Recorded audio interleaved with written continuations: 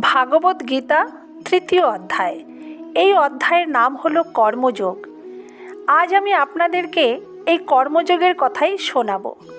আগে দ্বিতীয় অধ্যায়ে আমরা জানতে পারি ভগবান অর্জুনকে বলেছিলেন বুদ্ধি স্থির রেখে যোগযুক্ত হয়ে কর্তব্য কর্ম পালন করতে।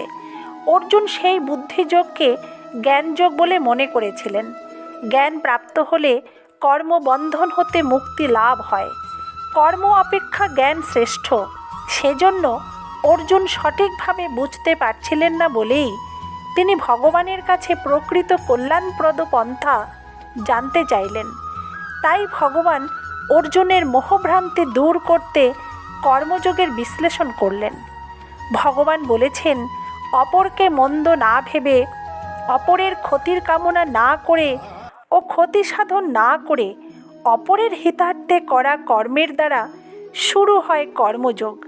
আর নিজের কোনো সম্বল না থাকা, চাহিদা না থাকা ও কর্ম না থাকার মনোভাব দ্বারা শুরু হয় জ্ঞানযোগ। জ্ঞানযোগী সংসার বন্ধন ছিন্ন করে নিজ স্বরূপে স্থিত থাকেন। কর্মযোগী জগতের বস্তুসমূহ জগতের সেবায় নিয়োজিত করে সংসারের বন্ধন ছিন্ন করেন। কর্মযোগে জগতের প্রাধান্য থাকে এবং জ্ঞানযোগে জীবাত্মার প্রাধান্য থাকে। সেজন্য এগুলিকে লৌকিক নিষ্ঠা বলে। যতক্ষণ না ভগবানের সঙ্গে সম্পর্ক হয় ততক্ষণ সবই লৌকিক থাকে।